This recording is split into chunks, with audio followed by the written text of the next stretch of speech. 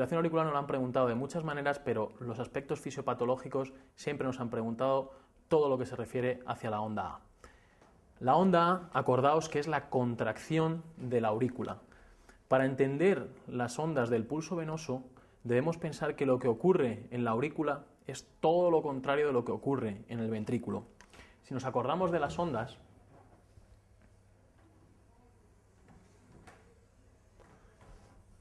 de pulso venoso tenemos 4 ondas, la onda A y la onda V, que son positivas, y el seno X y el seno Y, que son negativos. Esto es lo que ocurre en la aurícula, pero hay que reflejar lo que ocurre en el ventrículo. La sístole del ventrículo vendría justo después de la onda A y engloba el seno X y la onda V. Y la diástole desde el final de la onda V englobando el seno Y y la onda A. La onda A, como hemos dicho, es la contracción de la aurícula. Cuando la aurícula se contrae, aumenta la presión en las cavidades derechas y vamos a ver un aumento de la presión de la yugular por ese aumento de la presión en la aurícula derecha. El seno X lo que nos refleja es la caída de la presión en la aurícula cuando ésta se relaja. Después de contraerse, se relaja, cae su presión y nos da el seno X. Posteriormente, cuando la aurícula se relaja, se tiene que llenar, es la diástole de la aurícula. Fijaos que estamos en la sístole del ventrículo. El ventrículo se contrae, pero la aurícula se está llenando. Al llenarse, la presión de la aurícula lógicamente aumenta y tenemos la onda V. ¿Qué ocurre? Tenemos una aurícula llena y un ventrículo que acaba su sístole. ¿Qué es lo que empieza? La diástole del ventrículo. Cuando la presión de la aurícula supera el ventrículo, pasa la sangre desde la aurícula al ventrículo y lo que tenemos es el seno Y.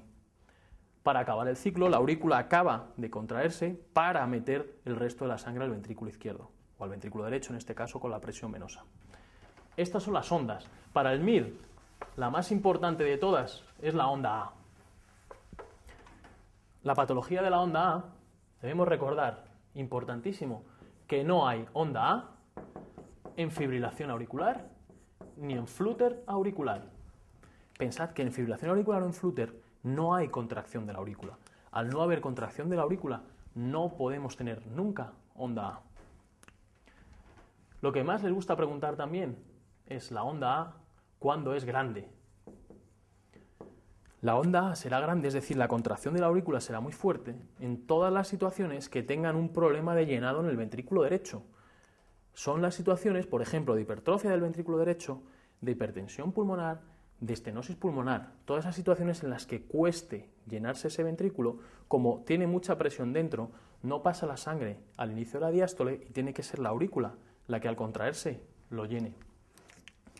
Pero lo que más les gusta preguntar también son las ondas A cañón. ¿Qué es esto de las ondas A cañón?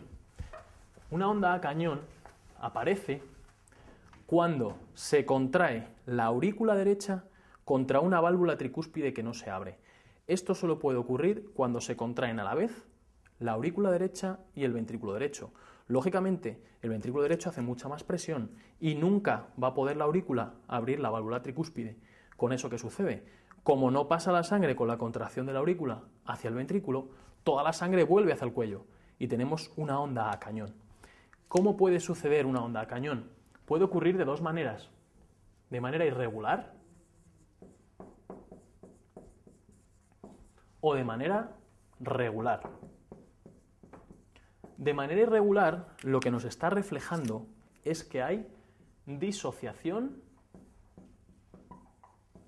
aurículo-ventricular, es decir, que no hay ninguna relación entre la contracción de la aurícula y la contracción del ventrículo. Van cada uno a su bola. ¿Cómo puede ser esto? Hay dos situaciones que lo explican. Una, el bloqueo aurículo-ventricular completo. Aquí vamos a tener más contracción auricular que contracción ventricular. Nos lo van a contar como un paciente que tiene más ondas P que QRS. Pensar que todo el estímulo sinusal, 60 o 100 latidos por minuto, llega al nodo auriculoventricular, pero de ahí no pasa al ventrículo. Entonces tiene que gobernar otro marcapasos diferente en el ventrículo. ¿Qué sucede? Que el marcapaso que gobierne en el ventrículo tendrá una frecuencia inferior que la de la aurícula. Por eso tenemos más ondas P que QRS, se contraen de manera completamente asincrónica la aurícula y el ventrículo, de vez en cuando coinciden Y cuando coinciden, la válvula tricúspide no se abre y tenemos un latido en el cuello, una onda A cañón. Y la otra situación sería la inversa. Son las taquicardias ventriculares, en las cuales hay más QRS que ondas P, es decir, hay más contracciones ventriculares que auriculares. Una taquicardia ventricular es un circuito dentro del ventrículo. ¿Qué sucede con eso? Que ese circuito es independiente de lo que sucede en la aurícula. El nodo sinusal irá a 60 o 100, pero la taquicardia siempre irá a más de 100. El ventrículo y la aurícula se contraen de manera asíncrona, no tienen ninguna relación sus contracciones y de vez en cuando coinciden y tendremos un latido en el cuello, una onda a cañón irregular. ¿Cómo vamos a tener ondas a cañón regulares? Las ondas a cañón regulares van a suceder en aquellas situaciones en las que se estimulen a la vez las aurículas y los ventrículos. ¿Cómo puede suceder esto? Pues la única manera por la cual yo contraigo simultáneamente las aurículas y los ventrículos tiene que venir de un estímulo que venga desde el centro del corazón, es decir, desde el nodo aurículo-ventricular.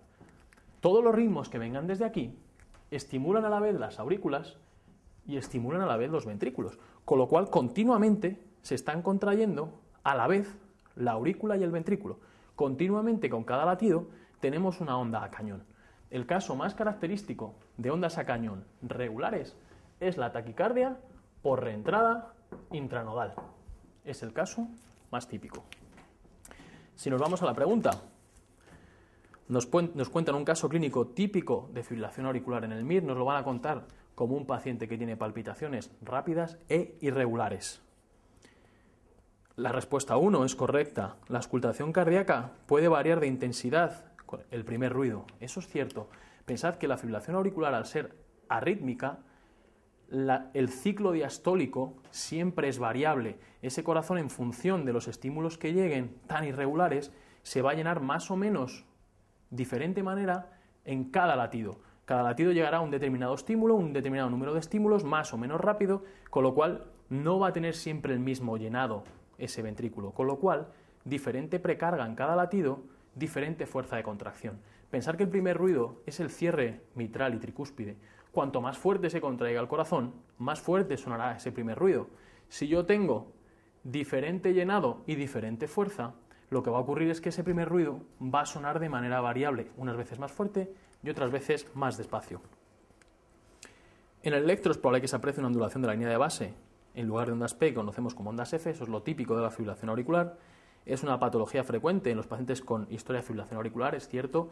La fibrilación auricular suele suceder en pacientes que esa aurícula se contrae con mucha fuerza, la aurícula se dilata y hace que se predisponga a la caída en fibrilación auricular. Y fijaos, lo que nos preguntan siempre, ¿se pueden apreciar ondas A prominentes en el pulso venoso yugular? No, nunca hay ondas A en el pulso de una fibrilación auricular. Y este paciente, pues sí, requeriría anticoagulación porque es hipertenso y es un paciente de 75 años.